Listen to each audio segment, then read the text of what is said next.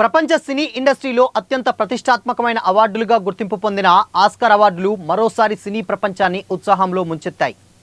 అమెరికాలో నీ Los Angeles నగరంలోని ప్రసిద్ధ డాల్బీ థియేటర్ వేదికగా 98వ అకాడమీ అవార్డుల వేడుక అంగరంగ వైభవంగా జరిగింది. ఏ సినిమాలకు ఆస్కార్ అవార్డులు లభించాయో తెలుసుకుందామా?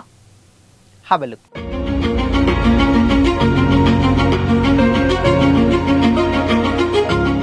Hi hello, welcome to Disha TV. ప్రపంచవ్యాప్తంగా సినీ అభిమానులు ఆసక్తిగా ఎదురుచూసే ఈ వేడుకకు ప్రముఖ హాలీవుడ్ కమెడియన్ కోనన్ ఓబ్రియన్ హోస్ట్గా వ్యవహరించారు. ఈసారి కూడా పలువురు ప్రముఖులు, సినీ తారలు, డైరెక్టర్స్, టెక్నీషియన్స్ హాజరై వేడుకను మరింత ఘనంగా మార్చారు. ఈ సంవత్సరం నామినేషన్ల పరంగా 2 సినిమాలు ప్రత్యేకంగా నిలిచాయి. పాల్ థామస్ ఆండర్సన్ తెరకెక్కించిన one battle after another cinema 13 నామినేషన్లు దక్కించుకోగా, ర్యాన్ కుగ్లర్ రూపొందించిన సిన్నర్స్ మూవీ 16 నామినేషన్లతో అత్యధిక నామినేషన్లు సాధించిన సినిమాగా నిలిచింది. అవార్డుల పరంగా కూడా ఈ 2 సినిమాలు దూసుకెళ్లాయి. ముఖ్యంగా one battle after another movie 6 విభాగాల్లో ఆస్కార్ అవార్డులు గెలుచుకొని ప్రత్యేక గుర్తింపు పొందింది. ఇక ఏ సినిమాలకు అవార్డులు వచ్చాయో చూసుకుంటే, ఉత్తమ సినిమాగా వన్ బ్యాటిల్ ఆఫ్టర్ అనదర్కి వచ్చింది. ఇకపోతే ఉత్తమ నటుడిగా మైకేల్ ది జోర్డాన్కి గాను సిన్నర్స్ మూవీకి ఈ అవార్డు వచ్చింది. ఉత్తమ నటిగా జెస్సీ బ్లకీకి హామ్నెట్ మూవీకి ఈ అవార్డు వచ్చింది. ఉత్తమ దర్శకుడుగా Paul Thomas Anderson one battle after అనదర్కి గాను, ఉత్తమ సహాయ నటుడు సిన్పెన్ వన్ బ్యాటిల్ ఆఫ్టర్ అనదర్కి గాను, అదేవిధంగా ఉత్తమ సహాయ నటిగా ఎమీ మాడిగన్ వెపన్స్కి గాను వచ్చింది.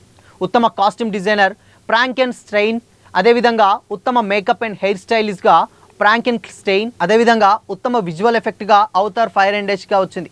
ఉత్తమ కాస్టింగ్గా వన్ బ్యాటిల్ ఆఫ్టర్ అనదర్గా, ఉత్తమ యానిమేటెడ్ షార్ట్ ఫిల్మ్గా ది గర్ల్స్ హూ క్రైడ్ పెరల్స్కి గాను వచ్చింది.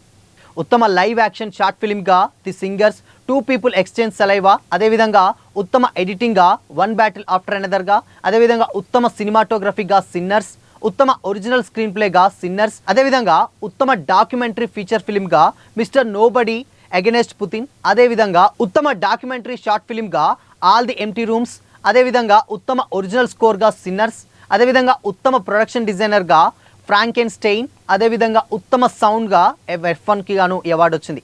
ఉత్తమ అంతర్జాతీయ సినిమాగా సెంటిమెంటల్ వాల్యూ గాను నార్వేస్కి సంబంధించినటువంటి ఈ అవార్డు అయితే వచ్చింది. ఉత్తమ ఒరిజినల్ సాంగ్గా గోల్డెన్ కీ కెపాస్ డీమన్ హంటర్స్కి గాను ఈ అవార్డు వచ్చింది. ఉత్తమ అడాప్టెడ్ స్క్రీన్ ప్లేగా వన్ బ్యాటిల్ ఆఫ్టర్ అనదర్కి గాను ఈ అవార్డు వచ్చింది. ఈ వేడుకలో భారతీయ నటి ప్రియాంక చోప్రా ఉత్తమ అంతర్జాతీయ ఫీచర్ ఫిల్మ్ అవార్డును అందజేయడం ప్రత్యేక ఆకర్షణగా నిలిచింది.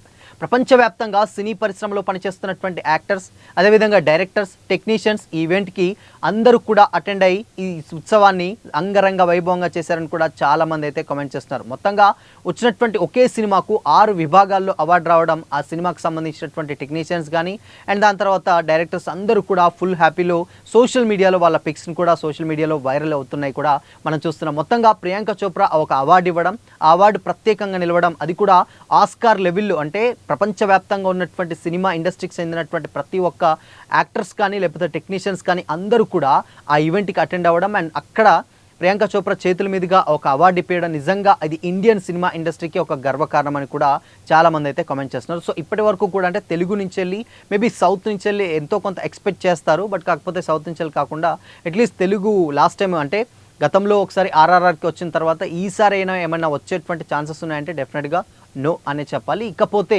రాబోయేటువంటి ఫీచర్ ఫిల్మ్స్ ఏదైతే ఉందో, సో వారణాసి ఉంది, వారణాసికి డెఫినెట్గా ఎక్స్పెక్ట్ చేయొచ్చు నెక్స్ట్ ఆస్కార్ అవార్డ్స్ అని కూడా చాలామంది అయితే కామెంట్ చేస్తున్నారు.